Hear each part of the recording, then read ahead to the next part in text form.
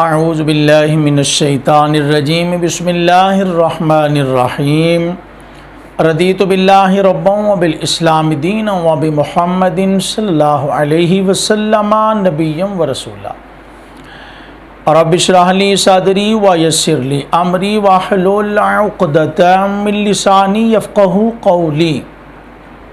حضرت موسیٰ کلیم اللہ علیہ السلام نے ایک روز اللہ جل شانہ کی بارگاہ میں عرض کی کہ مولا، میں یہ دیکھنا چاہتا ہوں کہ جنت میں میرا ہمسایہ کون ہوگا۔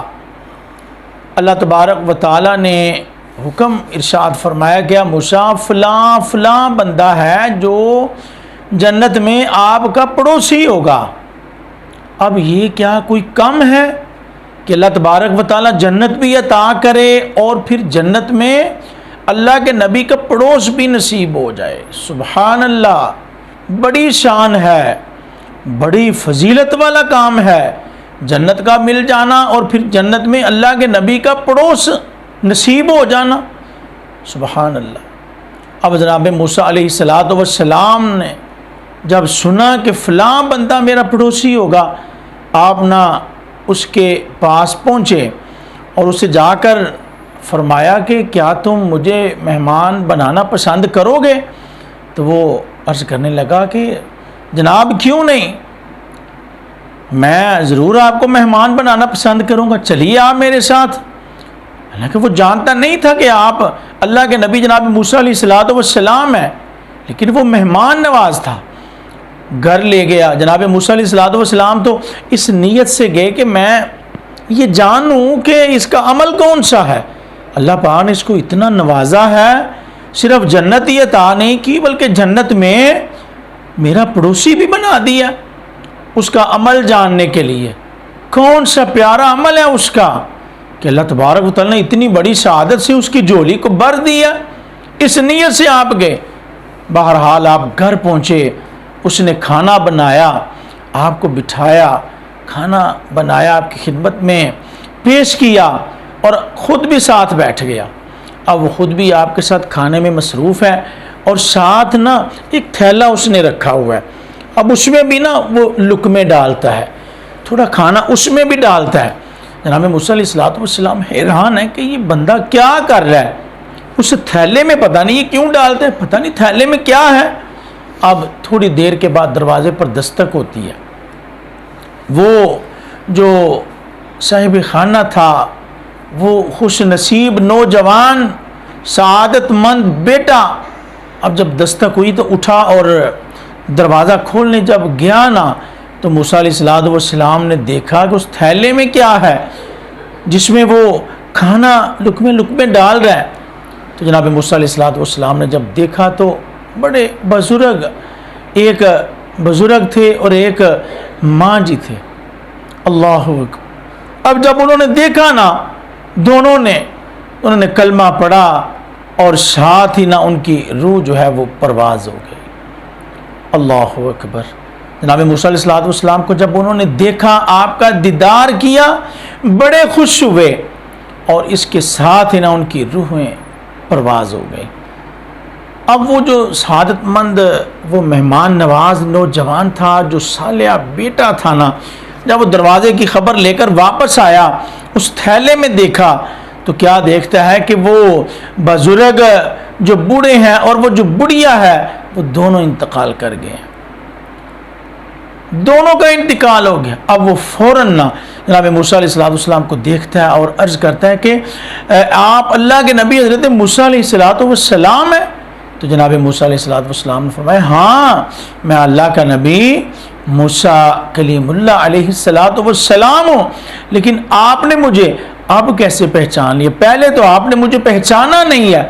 تو وہ عرض کرنے لگا کہ یہ میرے بوڑھے ماں باپ تھے جو تھیلے میں تھے، میں جن کو کھانا کھلا رہا تھا، یہ میری خدمت گزاری سے بڑے متاثر تھے، میں ان کی خدمت گزاری کرتا، یہ بڑے خوش ہوتے اور دعائیں مانگتے، کہتے یا اللہ ایک دعا تو یہ ہے کہ جب تک ہم تیرے نبی موسیٰ علیہ السلام کا دیدار نہ کر لیں، ہمیں موت نہ آئے، ہمیں اتنی دیر تک مہلت دیے رکھنا۔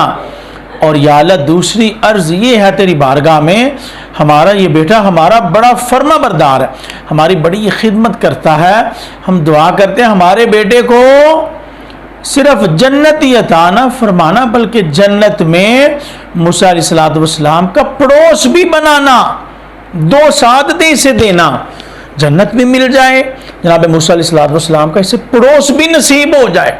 سبحان اللہ، کہا یہ 2 دعائیں مانگا کرتے، اپنے لیے یہ جب تک آپ کا دیدار نہ ہو جائے، ہماری جان نہ نکلے، مولا اتنی دیر تک ہمیں مہلت دیے رکھنا، اور دوسری عرض یہ ہے ہمارا یہ بیٹا ہمارا بڑا خدمت گزار ہے، ہمارا بڑا خیال رکھتا ہے، ہمارا بڑا فرما بردار ہے، تو جب مولا یہ ہماری خدمت کرتا ہے نا، ہمارا دل اس سے بڑا راضی ہوتا ہے، ہم دعا کرتے ہیں اس کو جنت بھی دینا اور جنت میں موسیٰ علیہ السلام کا پڑوسی بھی بنانا۔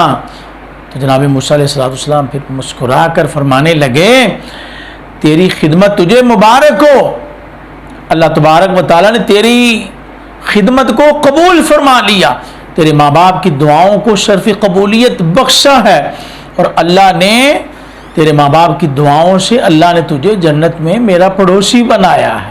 سبحان اللہ۔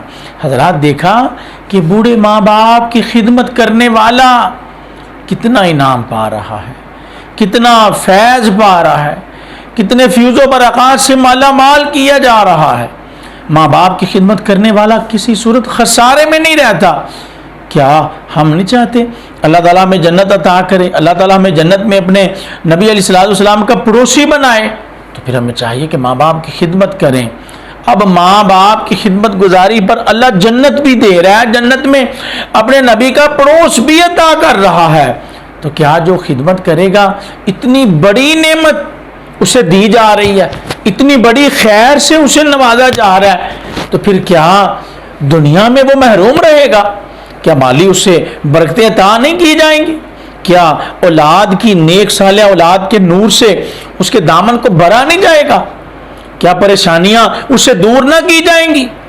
کیا اس کے معاملات کو اللہ تبارک و تعالیٰ آسانیوں میں تبدیل نہیں فرمائے گا؟ یقیناً ضرور فرمائے گا۔